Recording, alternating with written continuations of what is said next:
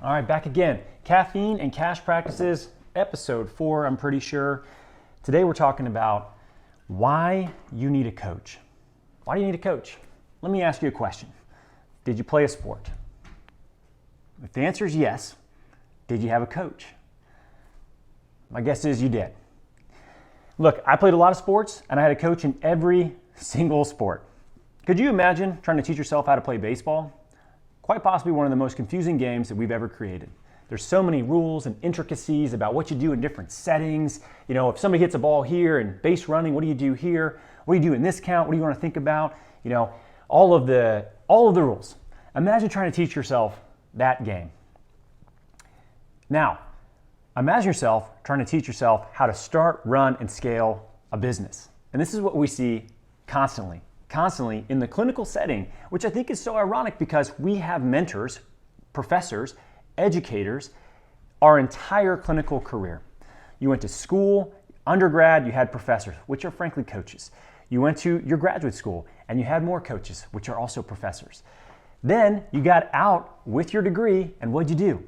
You got a clinical mentor in most cases, and or you went to continuing ed courses so you could have other mentors collapse time for you and teach you how to be a better clinician faster. So you didn't have to figure it out on your own. Imagine for a second if you did figure it out all by yourself. How much time would that take? How many books would you have to read? How much trial and error would you have to put in to try to figure it out?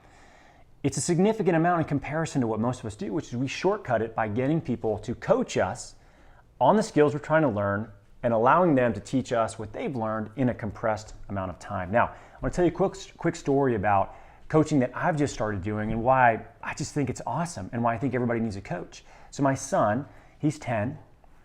He recently got involved in the First Tee, which is a great organization. So First Tee is a nonprofit, and they do golf education, typically in like lower income areas. And where we live in Atlanta is really close to a golf course that is in a very low income area.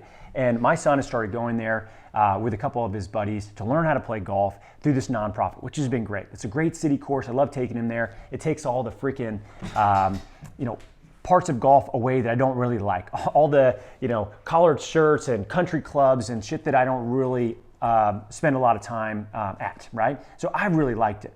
And his coach, when he first met him, I walked him up and I said, "Hey coach, this is my son Jack." And Jack introduced himself and he shakes his hand and I shake his hand. And he looked at Jack and he goes, "Not a bad handshake there. Shake my hand like a man next time. Shake it harder." And I thought, wow, you don't hear that very much anymore. I was not offended one bit. I appreciated the constructive criticism. And guess what? Jack shook his hand harder whenever he left. And he looked him in the eyes. He did exactly what he said. He was coached. He got a coach that he respected. And I really enjoyed getting a chance to go and play golf with Jack now as he's going through this. And I liked his coach so much. I liked him so much that I started doing golf lessons with him. And I haven't really played golf much in the last 10 years since we've had kids. It just takes forever, being away for like 6 hours on a Saturday when I would rather be hanging out with my family. And now that Jack is getting into it, we have an opportunity to where we can hang out together and have this hobby as well. So I hired his golf coach.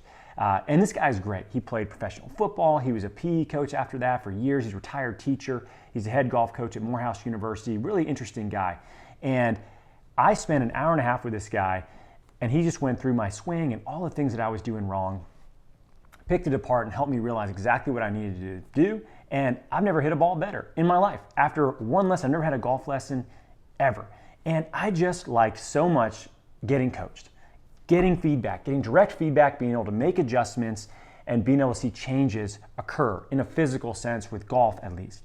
And I think about coaching as something now that I seek out. I look for people that know what they're doing, that can help me shortcut what I'm doing so that I can get there faster with less effort and less frustration, frankly, to ultimately achieve the goal that I want. And I think that's the key when you start looking at coaching. And obviously for me, I'm biased as hell. Like I run a company that has coaching groups, that actually does business coaching, business development for cash practices and hybrid practices. So take this with a grain of salt because I'm obviously very biased. But here's what I can tell you.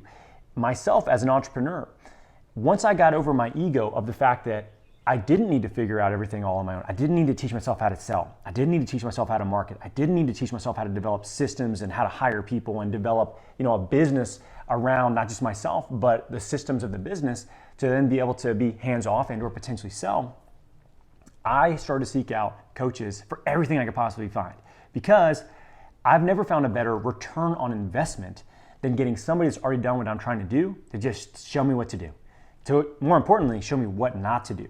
Because a mistake avoided is just as important as a win in business. It's a huge, huge thing that they can help you with. So if you are looking to do what I call compressed time to actually get to where you're trying to go faster and do that in a shorter period of time, there's no faster way that I've found than actually finding a coach. Here's the other thing. If you've ever been an athlete, if you've ever played a sport and had a coach, you are typically very coachable. Because if you weren't, you probably wouldn't have played that sport. My other kid is like that. My daughter is like this. I give her some constructive criticism and she tells me, stop criticizing me and tells me to leave her alone. I can't coach her because she doesn't accept criticism. She doesn't accept coaching very well. Or maybe I'm just not a great coach with her. I'll figure that part out. But if you are coachable, if you're able to actually take criticism, take the constructive feedback that you're getting, make adjustments, and know that that's going to lead you to where you're trying to go, you're going to be a great person to be coached. And that's important. If you're coachable, you're going to get a great outcome from actually spending the money and time and energy with somebody that can help shortcut what you're trying to do from a success standpoint. And it's frankly fun. I've had so much fun learning a new physical skill with this coach that now I'm trying to figure out what other things can I get a coach on. I'm going to get a sprinting coach, try to be fast again. Maybe I'm going to get another golf coach. I'm going to play some other sport. I'm going to have a hobby that I want to try to progress on, and I'm going to get coaches in any aspect of that because I've been doing it in business now for so long that I just take it for granted, but I haven't been doing it in other areas, and I've just enjoyed it so much. So I think everybody needs a coach. If you don't have a coach, you got to find a coach. And if you're looking for a coach when it comes to your practice, if you have a cash or a hybrid practice, head to physicaltherapybiz.com. Learn a little bit more about us and what we stand for and our background and who we help and who we work with. We work with a couple hundred practices all around the country right now and actively are helping them grow their businesses. Many of them over $500,000 to $1 million businesses to where they're actually creating time and financial freedom for themselves and their family while using their clinical skill set in the way that it deserves, which is really cool to see. So if you're interested, head to physicaltherapybiz.com. As always, guys, thanks very much for checking out the Caffeine and Cash Practices episode, and I will check you out next week.